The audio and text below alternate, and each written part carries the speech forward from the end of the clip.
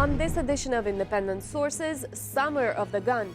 Gun violence on the rise in New York City, despite the police department's claims that the city is the safest it's been in years. Harvest of Empire, a new film explores the often forgotten history of Latino immigration to the United States. And Feeling the Vibe. Young women learn to cope with real-life experiences through dramatization.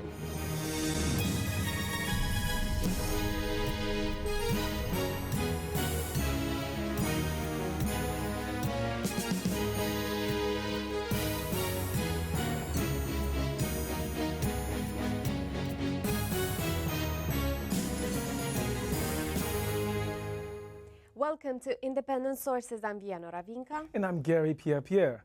The number of shootings in New York City is up. Through August 26th, the police department registered a spike of more than 5% compared to the same time last year. The summer's headlines were awash with images of children who had been shot and community members forming human chains to protest gun violence. So in a city that has called itself the safest it's been in years, what's behind the spike in numbers? It seems to be an age-old question that has so many different answers. I spoke with Amsterdam News editor Nayaba Arende and Robin Holmes-Myers of the S.N.U.G Harlem Project about the proliferation of gun violence in the city. Nayaba, it's been a hot summer in the city. Shootings everywhere. What's going on? What's behind the spike in shooting? I think in the inner city, in the urban communities, it's a lack of resources, it's unemployment, it's frustration, it's the fact that centres are being closed down, there's nowhere for the young people to go to, there's not a lot for them to do. If you shut down after-school programs, if you shut down recreation centres, if you make it a crime to be gathered in the on the corner, more than 3 people at a time or whatever, these kids are frustrated, they have nothing to do. Is that an excuse for shooting somebody? Absolutely not. But they feel like they've been abandoned, I'm guessing.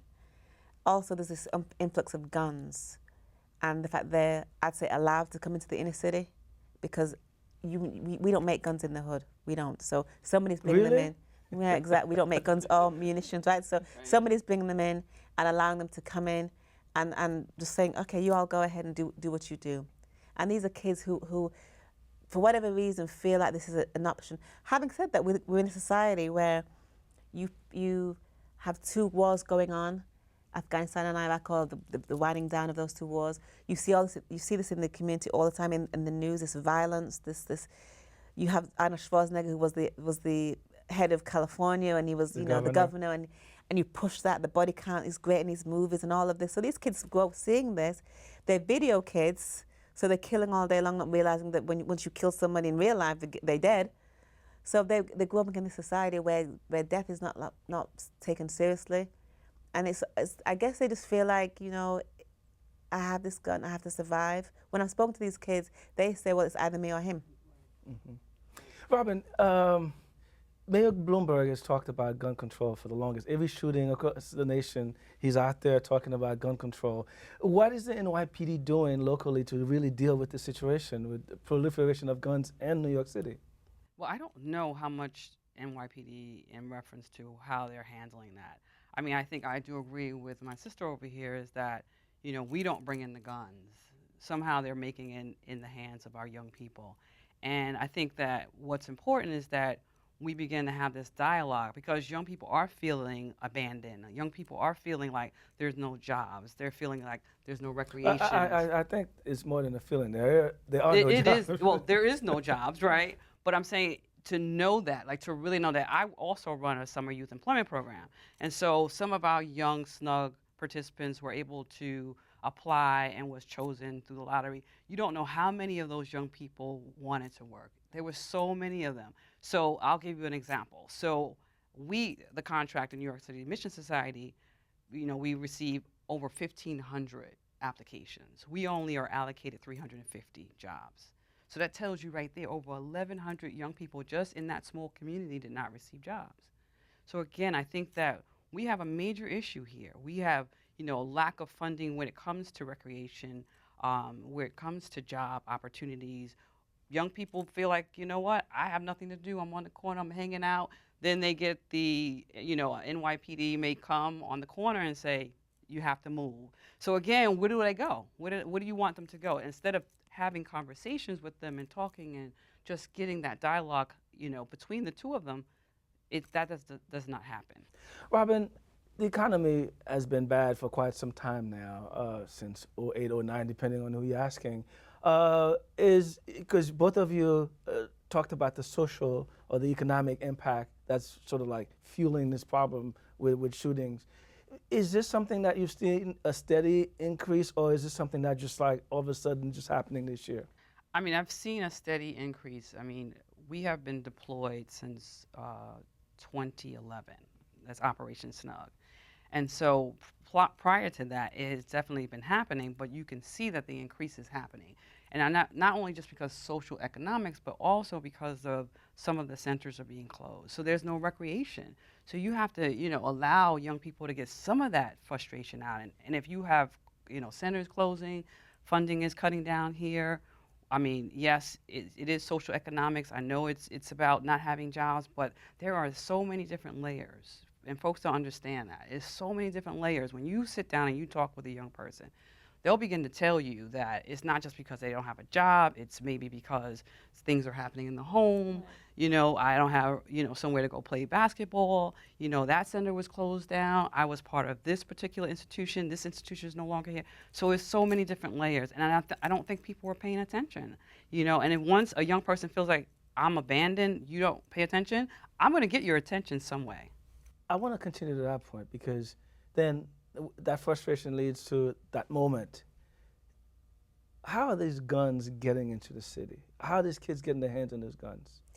If a child knows how to get hold of a gun and bullets for that gun, are you trying to tell me that all the biggest law enforcement agency, certainly in the city, and probably on the East Coast, are you telling me that with all the snitches that you have, all the resources that you have, you cannot tell how these guns are getting into the inner city? Are you trying to tell us that really? I believe they know. I believe they know. How is, I mean, I've heard through trafficking coming from the South. I mean, there are different states that don't allow, don't require you to have licenses to show. Folks get on the bus and come on back. I mean, but the whole thing is that they're looking at us to solve that issue when they already know what that issue is. Right. Well, here's my problem with this because the mayor talks about this all the time. So how come NYPD is not doing more on it? I know they have buyback guns and all these programs, but you don't. That's come on. Just knock it off. You know what I mean? Because that's not helping us. Okay. That's a show and tell. That's a PR stunt. That's not really theater. It's political theater, and it's not really solving the issue. These children have these guns. You know where they're coming from. We're not buying these guns at these gun shows. Right. That's not us. Right. That's somebody else. That's white folks that's doing that. Where do we get the money to buy? How much is guns cost? That's the point. So again, the guns are real cheap, evidently. I guess, and I don't have no idea where, because I'm not in Atlanta. You work in the community. I mean, your organizations, you work with these young people. When you talk to them, I'm sure that question has come up. There are so many different ways to get a gun. Explain to old guy who doesn't know how to get a gun. Even though, having a summer job is a great opportunity for someone to get the experience and to get out there and to learn, they're also getting money, right? And so over a course of 7 weeks, they could probably earn a little bit over $1,000. Is that not enough to get a gun? That is enough to get a gun. Like I said, there are different ways of finding, how to purchase a gun. Again, young people, and it was something that you said that was really relevant, is that a young person will say, and it'll be a good kid, I need to protect myself because it's either me or him. And so why are we feeling that way? Why are we in our own communities feeling like, you know what, I got to protect myself because if I cross that street, then I may get caught slipping and I need to be able to protect myself. Where are the parents in this? I mean, we haven't talked about this. I mean, we talk about law enforcement, we talk about the dangers of the streets, but what are the parents talking to the kids about? I mean, some parents are there and then some parents are working. Some parents are trying to keep food on the table. So if they're working 2 jobs, then they're not around a lot, right? Or there's a parent who is around who may be close in terms of age. So we're getting a lot of young parents out here too. And so sometimes they don't even see or even know how to parent. So there's a lot of different layers, there's a lot of different issues around that. I mean, I have some parents who are very concerned, who come in and say, you know, I'm making sure that my kid is coming to Minnesink Townhouse. I'm making sure that he's showing up for, you know, the job, or he's coming to Operation S.N.U.G. She's concerned, but she works. She may have 2 jobs, so she's not there all the time. Most of these shootings occur, are they gang related or drug dealing gone bad, or what? I mean, you've written a lot about this issue, I think Nayaba. there's a lot of gang involvement. And I think it's, again, as Robin was saying, that if the parents are not home for whatever reason, these children, these kids need to find another family, another way to bond with other people.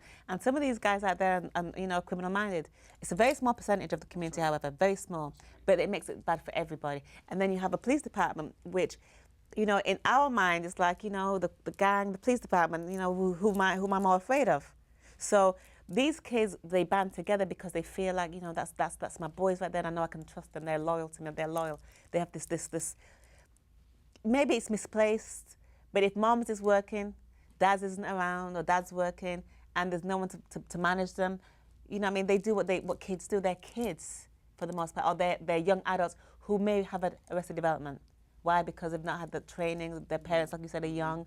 There's so many social issues that are not being addressed. A gun buyback is you know, whatever, cool. But that's not really addressing the issues. And if you're going to close schools and you displace their friendships and their families that they grew up with, for whatever reason, gentrification is a huge deal too. So now you've got police on the corner, not helping the community that's been there forever. You're making sure that, you know, the white folks that come in are going to be safe. Black kids aren't stupid. They see what's going on. They see it. They understand the economics. They understand that they're not the priority of city government. So they you know, they do what they do. So real quick though, programs like Operation S.N.U.G, Ceasefire East New York, Life Camp, SOS, they are working. Ceasefire Chicago has worked tremendously in reducing the gun violence. And yet, what do? You cut the funding, even though they've been working. Well, it's a long problem. It's an old problem. It will continue to be a problem unless we address it. I wanted to thank both of you for this great conversation. Nayaba, Robin, thanks for joining us. Thank you. Thank you. Still to come on Independent Sources, how the U.S. history of manipulating governments in Latin America contributed to this country's immigration crisis. Before that, Abby Shola has some other news. Thanks, Vianor. Here's a look at some headlines from the ethnic and community media. From the Filipino Reporter, the number of applicants for the Deferred Action for Childhood Arrivals, DACA, has decreased due to uncertainty about who will be the next president. President Obama enacted DACA to allow over 800,000 undocumented immigrants to remain in the United States. Over 40,000 individuals applied in the first 3 weeks. However, immigration attorneys say many have stopped applying because they fear Mitt Romney could take office. Romney is known for taking a tough stance against illegal immigration. El Diario La Prensa reports that 6 Dominicans have been accused of stealing the identities of Puerto Ricans and soliciting millions of dollars in tax returns. One of the accused allegedly collected Social Security numbers, dates of birth, and names of Puerto Ricans to use on income tax forms to be sent to the IRS. The number of identities used is still not known. The $5 million operation was conducted from a Bronx apartment. Undocumented immigrants from the Republic of Georgia are facing a major obstacle in voting in their country's upcoming elections. Ruskaya Raklema reports that a recent Georgia law requires Georgians in the U.S. to have a green card or a utility bill to register to vote. Many undocumented immigrants have neither. The parliamentary elections in Georgia are set for October 1st. Women's E-News reports that single moms have become the poster children for homelessness.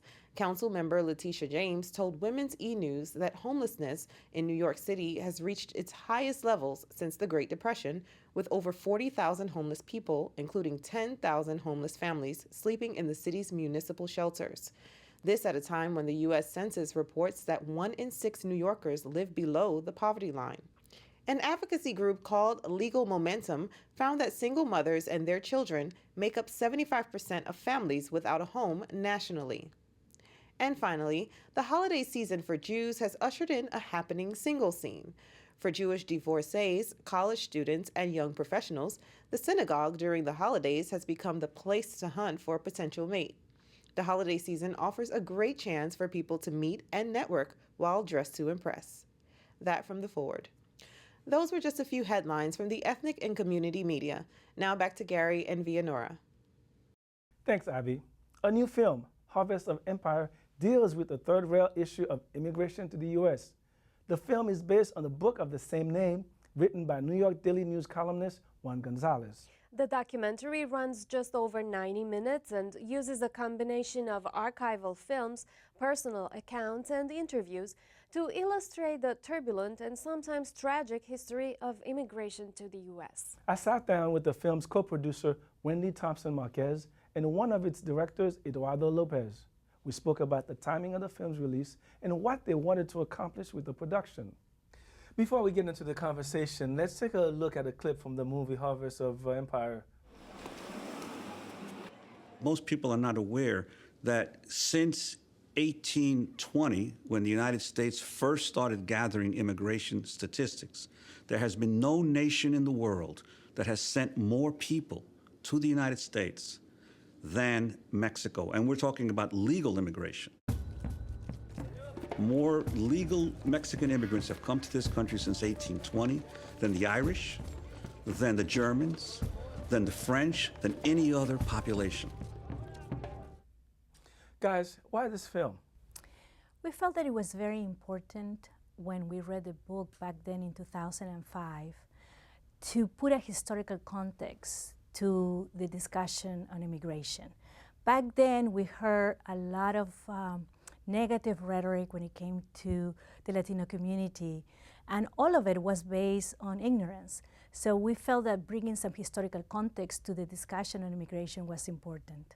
And Eduardo, talk about some of the stereotypes, some of the stereotypical views about Latinos in America, if you will. Well, back in 2005, you already hear every night derogatory terms like illegals or illegal aliens being bandied about throughout the mainstream media, and not only in the conservative media outlets, but in many places. And so we heard that. We heard that Latinos don't want to learn English, that Latinos are just recent arrivals that want to come and take something from the United States. When as Latino immigrants ourselves, Wendy from Peru, myself from El Salvador, we know the real story. And the real story is that Latinos have been in the United States before it was the United States. Latinos have contributed to our country throughout the history of our country. And that today, Latinos are contributing every day to make this country a better place to live. And so the rhetoric was very one-sided, it was very derogatory and very offensive, and I think that's what moved us to action. And you also had somebody with a really large microphone and Ludobs, who every night had something to say about what illegals and Latinos in particular are doing to this country. And they focus on the negative parts, but they never talked about the contributions. Well, do that. I mean, this is your platform. Tell us what are some of the major contributions that Latinos have made in America? Wow, I can start naming many of them. them. We only have a few minutes, but well, we can definitely talk about literature, we can talk about film, we can talk about music, we can talk about food. We've contributed to this country in many ways. We're already we are an integral part of the country, but I think when you look at the film historically, I think many Americans would be shocked to find that, for example, about 350,000 Mexican Americans were World War II veterans, and that actually the civil rights fervor that came in the Latino community was a result of those veterans fighting for the United States. Similar to the African American experience. Exactly, very similar to the African American experience, and in the film we make that connection. Okay, because that's extremely important to understand. In the film,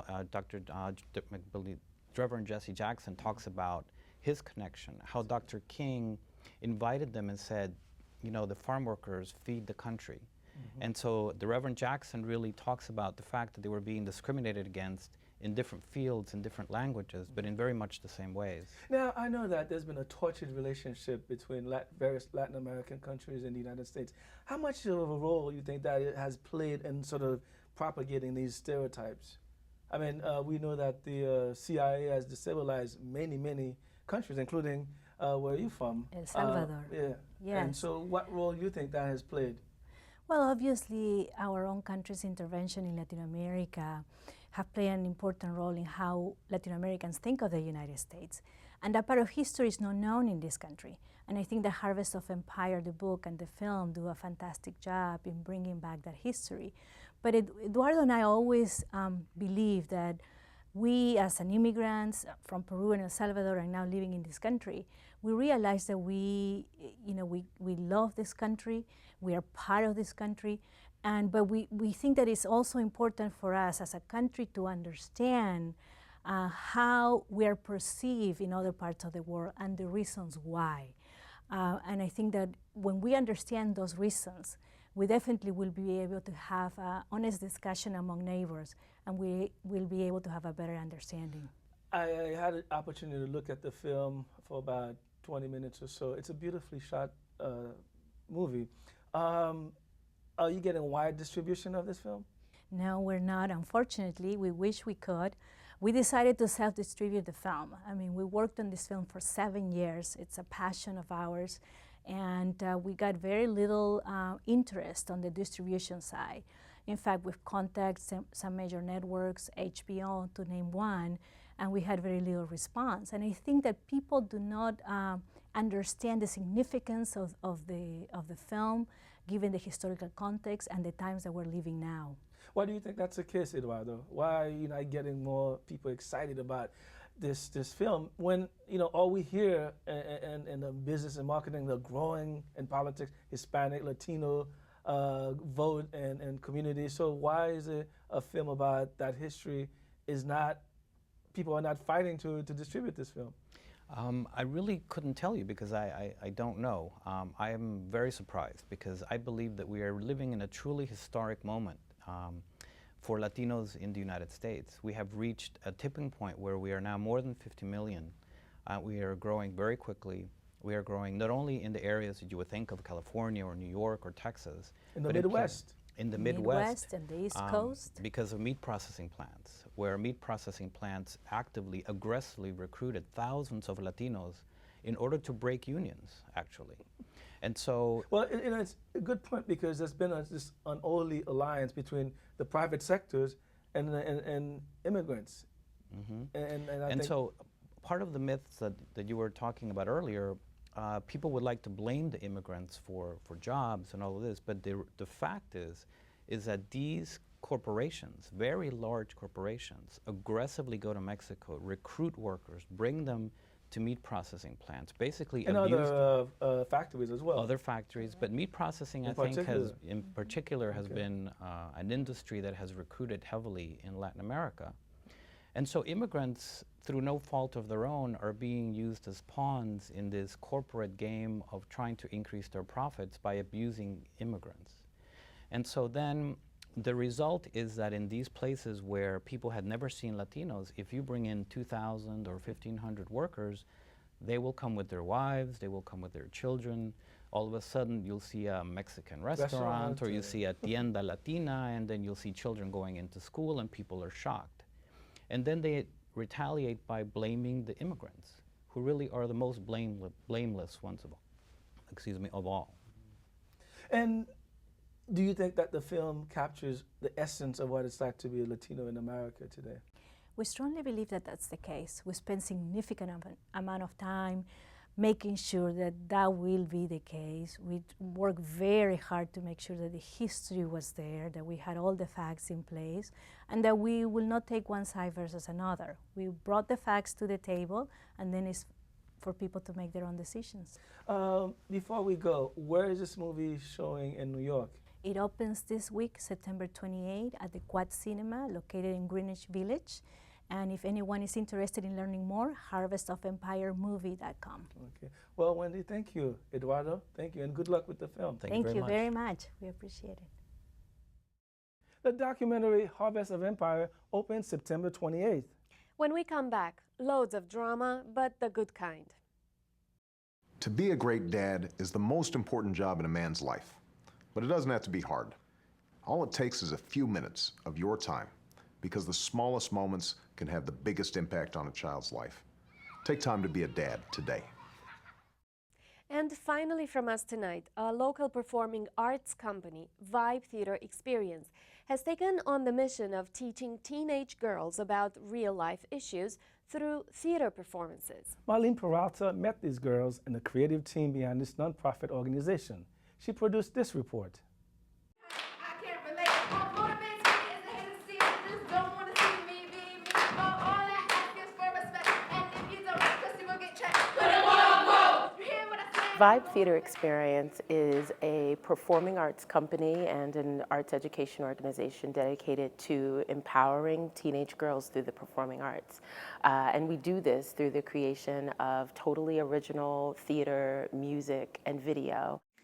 My name is Shalika, aka Shells. New to some people, but others know me well. Sweet, sensitive, feminine, strong. I know wrong from right and right from wrong. It was 6 hard working weeks, like day in and day out. We were like the first 3 weeks we were like doing free write, and then like the next week, the free writes that we made, we put them together.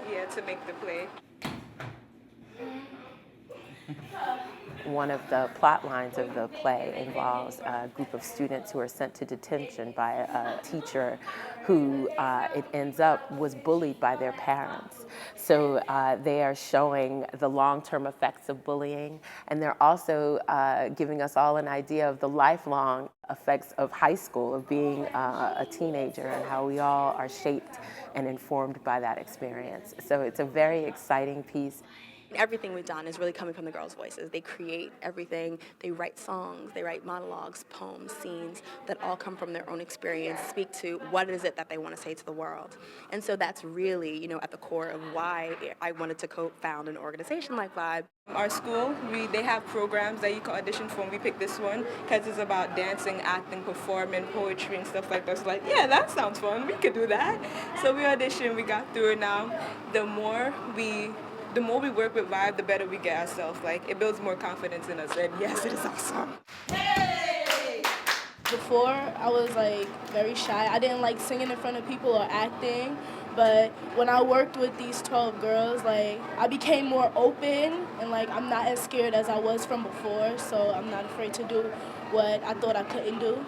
Our shows have broached topics from beauty and self-image to abuse, to abortion, sexual health, relationships, identity, cultural identity. Can we do that, please, ladies? We're going to do the second group song. It doesn't matter. We come from a theater and performance background, so that was sort of our way to propose that girls use their talents and creativity in a unique way. So obviously writing is a big part because they write everything that they perform, but there's also the confidence that comes from being allowed to speak from your own voice. How often are we told we shouldn't say that, we shouldn't talk like that?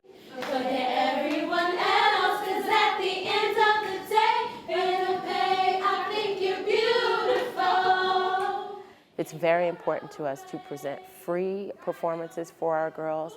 Many of their families have never been to a play before, certainly have never traveled to Manhattan to a theater to see anything, let alone their own family members perform. The moments that make me most proud always are the ones where girls protect each other and look out for each other. And even if, the show can not go as well as we want it to do, but if the girls really just collaborate and really look out for each other. So those are the moments that I get most proud of when I see the sort of the theory behind our organization really coming into practice.